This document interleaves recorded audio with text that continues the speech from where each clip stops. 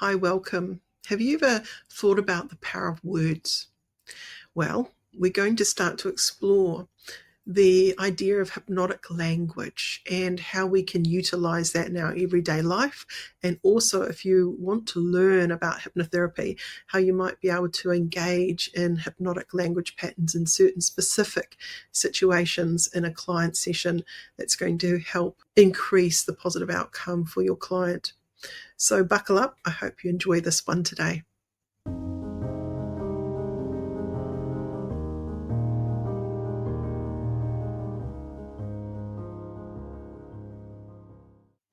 Today we're starting a brand new series on the language of hypnosis.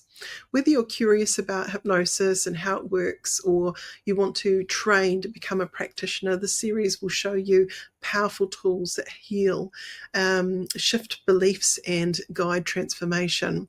In this first episode, I want to lay the groundwork because everything we do in hypnotherapy begins with language. It's not just what we say, but it's how we're saying it. When we say it, and even when we don't say it, makes all the difference. So sometimes as we're journeying into this topic, it can feel really confusing at the beginning.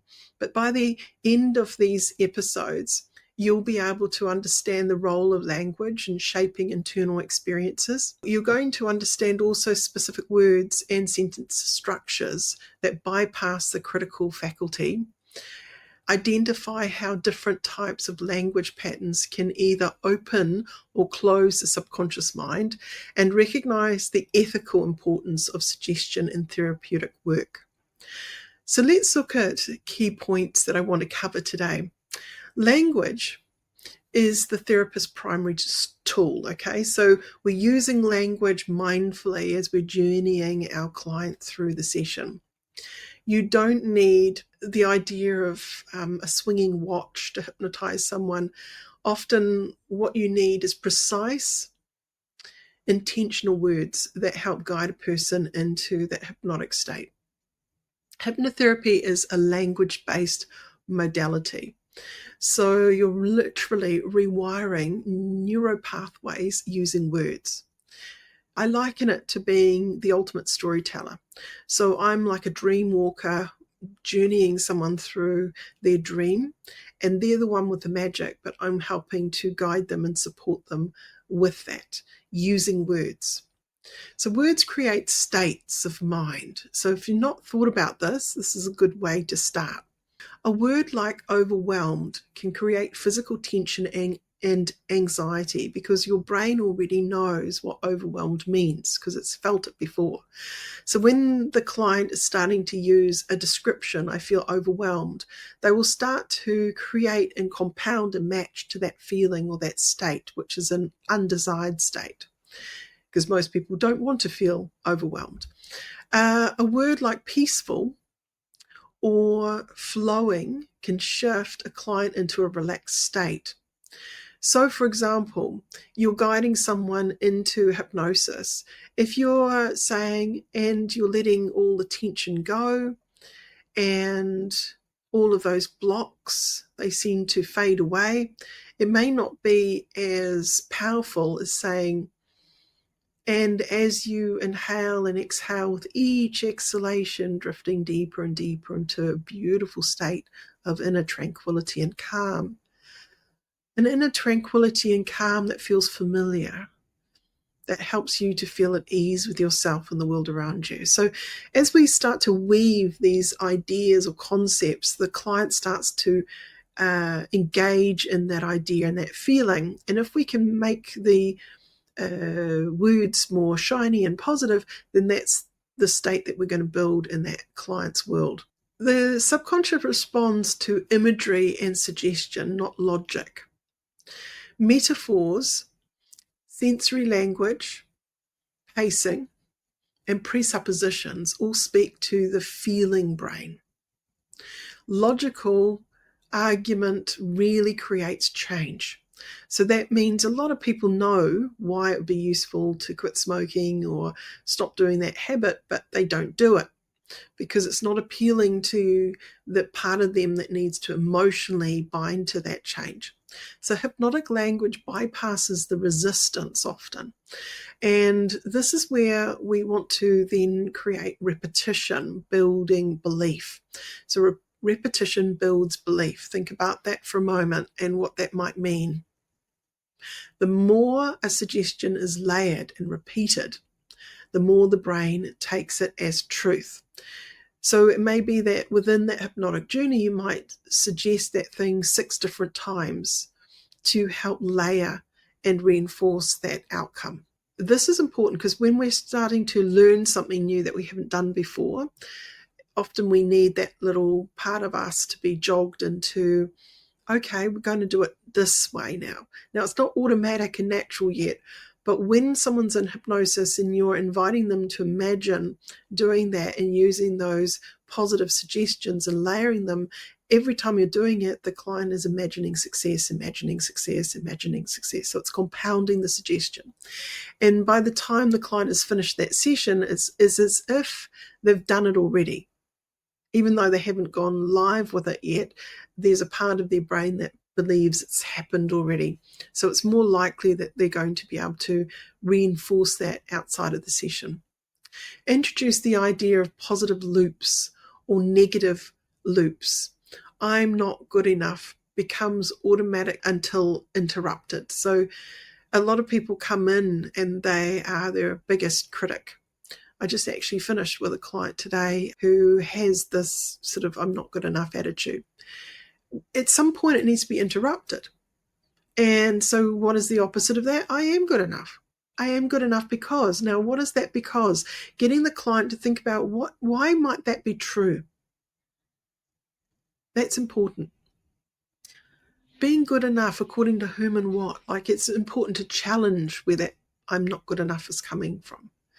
And if a person is always looking out for external validation, that can cause a bit of a problem. So it's really important that we're keying into the internal inner best friend, that inner positive voice that says, yes, I'm good enough. I can do this. This is going to be all right. I'm going to have fun. I'm getting better and better at this every time, and it feels awesome to improve. So that positive belief in oneself is really important. We've got to interrupt that negative loop that person's in and create a positive loop instead. I'm good enough because. So language can be healing or harmful. Language can be healing or harmful. So think about that. The ethical use of language is essential. So we hold power as practitioners. Everything we say can become a post-hypnotic suggestion, intended or not. So we need to be very, very careful. I come across from time to time people who have been to another hypnotherapist, and because they maybe didn't have the right rapport, the hypnotherapist was not able to hypnotize them. So unfortunately, then the hypnotherapist might say to that client, oh, look, you're obviously someone who can't be hypnotized. Not helpful, because if a person then goes away believing that they can't be hypnotized, then it becomes harder for another hypnotherapist to actually hypnotize that client. However, if a client can understand what hypnosis is and what it isn't, and be a little bit clear about what the expectation is, that can often help them to dismantle some of the fears they have around that topic. And perhaps that's what happened, is the actual practitioner didn't explain what it is and what it isn't, didn't normalize it enough, and then has jumped to the conclusion that because the person wasn't going along with it, they can't be hypnotized, which is really not true.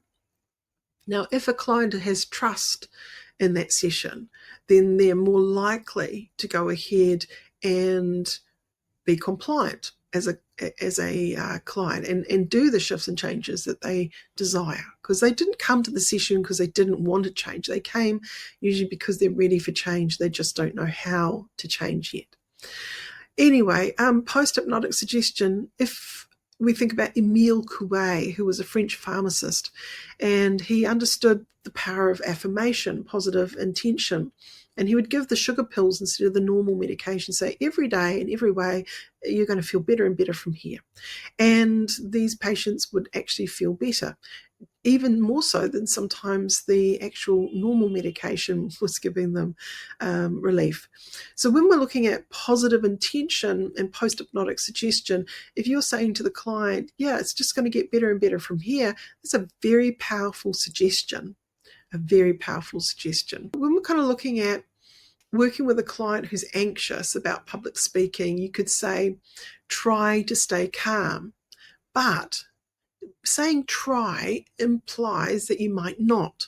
Instead, using hypnotic language, you may begin to notice a gentle calm building within you even now as you hear the sound of my voice. So this is a different type of journeying someone through with positive expectation, and the client's going to start to experience that positive feeling. This example works on 3 levels. It's permissive, you may, not directive, not absolute. You may helps to relax the client. So it's almost like they have the ability to experience it or not, but you're moving them towards the positive outcome anyway. It's embedded with positive suggestions, so gentle, calm, and building. That's part of that suggestion of what they're going to experience next. And it uses present movement pacing, so even now.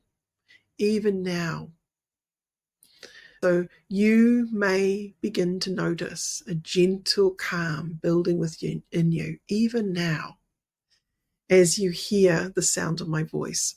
So you can see these elements coming together. So you may, that's using that permissive language, not directive.